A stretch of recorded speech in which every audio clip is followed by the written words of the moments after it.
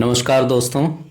आज मैं आपको कोई प्रवचन देने नहीं आया हूँ, बल्कि समाज की एक ऐसी जीती जागती और कड़वी हकीकत आपके सामने रखने आया हूँ जिसे सुनने के बाद आपकी रूह कांप जाएगी। क्या आप जानते हैं कि इस ब्रह्मांड में एक ऐसा अदृश्य नियम काम करता है जिसे हम लॉ ऑफ कर्मा कहते हैं। आप दुनिया के सामने जो फेंकते हैं वो लौटकर आपके पास कई गुना होकर वापस आता है। आज मैं आपको एक ऐसे बदकिस्मत बेटे और उसके बुजुर्ग पिता की कहानी सुनाने जा रहा हूँ, जिसमें सिर्फ 7 वर्ष के एक मासूम बच्चे ने अपने माता पिता को कर्म का वो लाइव सच दिखाया कि उनके पैरों तले से जमीन खिसक गई। इस वीडियो को अपने पूरे परिवार के साथ, विशेषकर अपने बच्चों के साथ अंत तक जरूर देखिएगा, क्योंकि ये कहानी आज किसी के घर को बिखरने से बचा सकती है। दोस्तों, एक शहर में एक पढ़ा लिखा व्यक्ति अपनी पत्नी और 7 वर्ष के बेटे के साथ एक बहुत ही आलीशान घर में रहता था। उसी घर में एक छोटे से कोने में उसके बुजुर्ग और बीमार पिता भी रहते थे। उम्र बढ़ने के कारण पिता के हाथ कांपते थे और उन्हें धुंधला दिखाई देता था। एक दिन रात को जब पूरा परिवार डाइनिंग टेबल पर खाना खाने बैठा तो बुजुर्ग पिता के कांपते हाथों से कांच की कीमती कटोरी छूटकर फर्श पर गिर गई और टूट गई। दाल फर्श पर बिखर गई। ये देखकर बहू गुस्से से तमतमा उठी। उसने ताना मारा, रोज का यही नाटक है, कभी बर्तन तोड़ते हैं, कभी खाना गिराते हैं। बेटे ने भी अपनी पत्नी का साथ दिया और अपने बूढ़े बाप से कहा, पिताजी, आपसे सीधे बैठकर खाया भी नहीं जाता। कल से आप हमारे साथ टेबल पर नहीं बैठेंगे।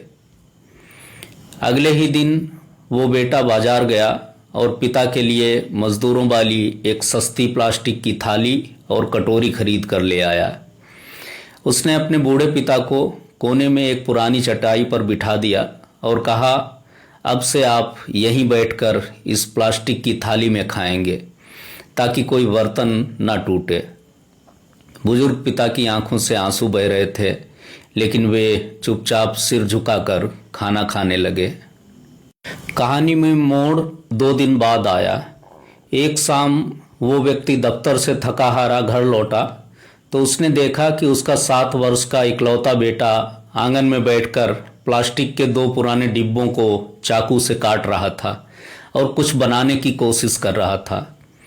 पिता मुस्कुराया और अपने बेटे के पास जाकर लाड से बोला, अरे बेटा, ये क्या बना रहे हो? कोई नया खिलौना है क्या? उस 7 वर्ष के मासूम बच्चे ने जो जवाब दिया उसे बहुत गौर से सुनिएगा। उस बच्चे ने अपनी बड़ी बड़ी मासूम आंखों से अपने पिता की तरफ देखा और कहा, नहीं पापा, मैं खिलौना नहीं बना रहा हूँ, मैं प्लास्टिक की 2 थालियाँ तैयार कर रहा हूँ ताकि जब मैं बड़ा हो जाऊँ और आप और मम्मी बूढ़े हो जाओ तो मैं आप दोनों को इन प्लास्टिक की थालियों में खाना दे सकूँ, जैसे आपने दादाजी को दिया है। दोस्तों, उस मासूम बच्चे के मुख से ये बात सुनते ही उस बाप के चेहरे का रंग उड़ गया। उसकी पत्नी के हाथ से पानी का ग्लास छूटकर गिर गया। दोनों के पैरों के तले से जमीन खिसक गई। जिस कर्म के सिद्धांत की बातें हम किताबों में पढ़ते हैं वो उनके सामने साक्षात खड़ा था। बाल मनोविज्ञान कहता है कि चिल्ड्रन आर द बेस्ट इमिटेटर्स, यानी बच्चे वो नहीं सीखते जो आप उन्हें सिखाते हैं, बच्चे वो सीखते हैं जो वो आपको करते हुए देखते हैं। अगर आप आज अपने बूढ़े माता पिता को सम्मान नहीं दे रहे हैं, उनके साथ कड़वाहट से पेश आ रहे हैं, तो आप अनजाने में अपने बच्चों को ये ट्रेनिंग दे रहे हैं कि जब आप बूढ़े हो जाएं तो आपके साथ भी यही व्यवहार किया जाए। कर्म का पहिया घूमकर वहीं आता है जहां से वो शुरू होता है। उस रात वो बेटा भागता हुआ अपने पिता के पैरों में गिर गया, फूट फूट कर रोने लगा। बहू ने भी ससुर के पैर पकड़ लिए और रोते हुए उस प्लास्टिक की थाली को हमेशा के लिए घर से बाहर फेंक दिया। मेरे प्यारे दोस्तों, माता पिता भगवान का रूप होते हैं। बुढ़ापे में उनकी लाठी बनिए, उनका आदर कीजिए। अगर आज आपके घर में कोई बुजुर्ग है तो उन्हें कोने में मत ढकेलिए, उन्हें अपने दिल में जगह दीजिए। क्योंकि याद रखिए, आज आप जो कोडिंग अपने बच्चों के दिमाग में कर रहे हैं, कल वही कोडिंग आपकी किस्मत का फैसला करेगी। दोस्तों, आज का ये वीडियो हमारे समाज के हर एक घर तक पहुंचना बहुत ज़रूरी है। कमेंट बॉक्स में मुझे लिखकर बताएं कि क्या आप कर्म के इस नियम पर विश्वास करते हैं, और अपने माता पिता के सम्मान में कमेंट में जय माता दी या सादर प्रणाम जरूर लिखें।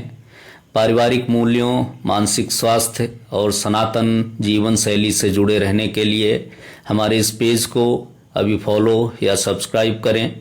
इस वीडियो को बिना कंजूसी किए व्हाट्सएप और फेसबुक के हर एक ग्रुप में तुरंत शेयर कीजिए, क्योंकि आपका एक शेयर किसी बुजुर्ग की आंखों के आंसू पोंछ सकता है। सजग रहिए, माता पिता की सेवा कीजिए, स्वस्थ रहिए। धन्यवाद। जय हिंद।